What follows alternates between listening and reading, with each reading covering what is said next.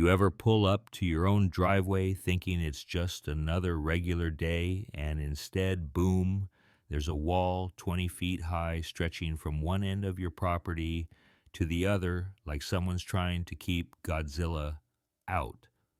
That's what I walked into, my boots crunching gravel, my hands gripping a deed that suddenly felt about as valuable as a grocery list.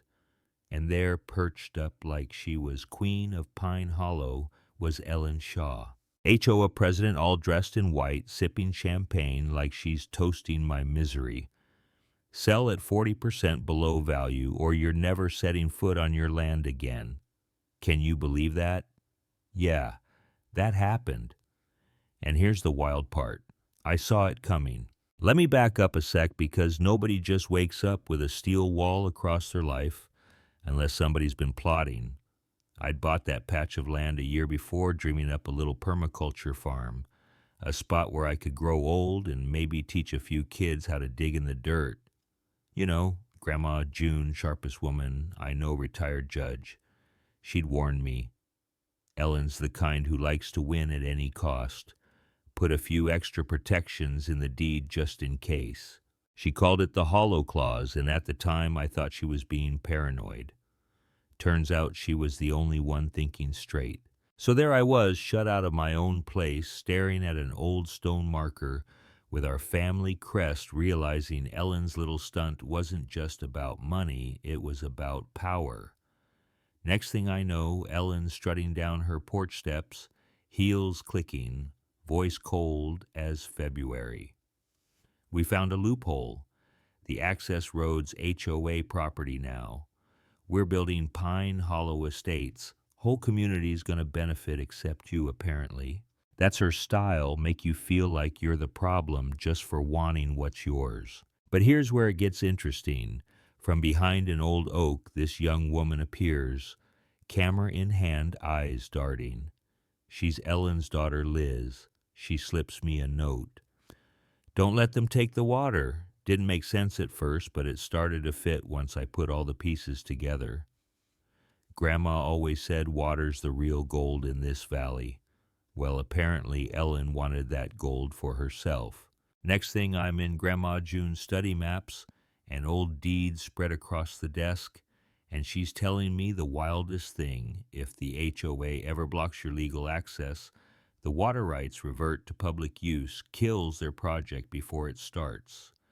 Not only that, but Grandpa back in the 70s built a system of underground valves, and channels turn one key and the natural springs flood the border, creating a moat they can't cross. I know it sounds nuts, but sometimes family lore is real. That night I'm out there with a flashlight hunting for the old wheel valve, and who do I bump into? But Amanda Lee, my new neighbor. Turns out she's a hydrologist. Your land is the linchpin, she tells me. Ellen's project dries out the whole valley in 5 years. She's got charts, data, the whole 9 yards.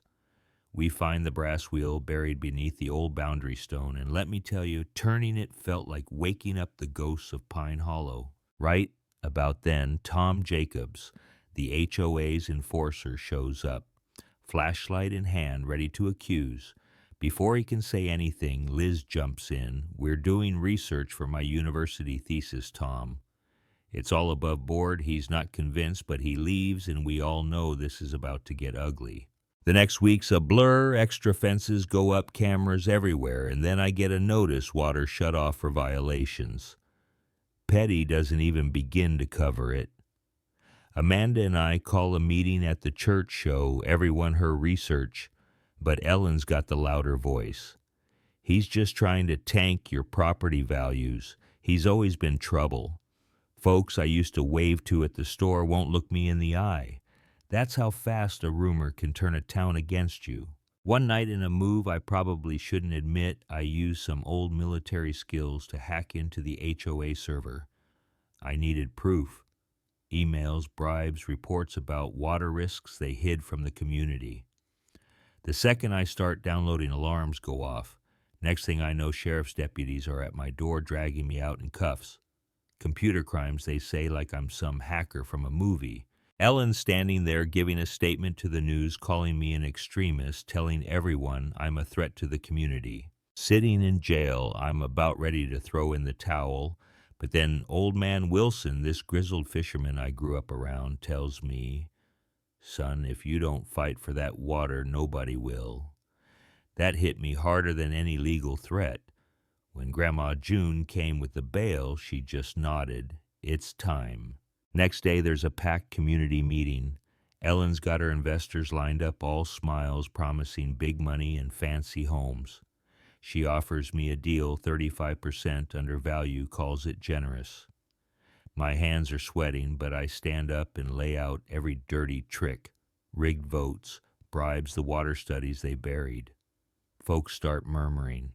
Ellen tries to shout me down, but then Grandma June, 84 and still fierce, waltzes in, waving the deed, and says if access is blocked, the hollow clause reverts water rights. No access, no project. Suddenly, Ellen's investor is zooming in, announcing he's out live on camera. The room goes quiet as a tomb. Ellen loses it, calls me a saboteur, screams about lawsuits, threatens to flood my land just to prove a point. That's when Amanda and I walk everyone out to the old stone marker, all eyes on us. I pull the brass key from my pocket, slide it in, and turn. You ever hear the sound of a valley waking up? Water starts bubbling blue from the minerals pouring out and forming a moat. Heavy equipment stuck on the wrong side, Ellen's white shoes getting ruined as she tries to shout over the roar. Amanda explains to everyone this isn't sabotage, it's restoration. The system was built to protect the water from greed, not to destroy anything. The sheriff shows up, but when he sees the deed, the cameras, and Ellen's meltdown, he knows what side of the law to stand on. That night, Tom tries to sneak out and sabotage the valve, but Amanda's got cameras rolling. Next day, Tom confesses, and Ellen's house of cards comes tumbling down. She's out as president, the investors' bail lawsuits start rolling, and Pine Hollow votes to turn the whole development into a conservation park. Liz steps up to run it, Amanda builds out education programs, and my so-called troublemaking turns into a legend. Now the brass key sits in a glass box at the visitor center right next to a picture of Grandma and Grandpa by the river. People who called me a criminal stop me on the street to shake my hand, and for once the water runs clear all the way through the valley. But sometimes I stand there looking at that blue moat, wondering if there's a line between fighting for what's right and becoming the villain in someone else's story. Did I do the right thing, or did I just win because I had the bigger trick up my sleeve? That's for you to decide. Drop a comment, let me know where you draw the line. When does standing up for justice become too much? Who's the real hero and who's just protecting their own? I want to hear your stories, your take on what justice and community really mean. Because sometimes the hardest battles are the ones fought at home.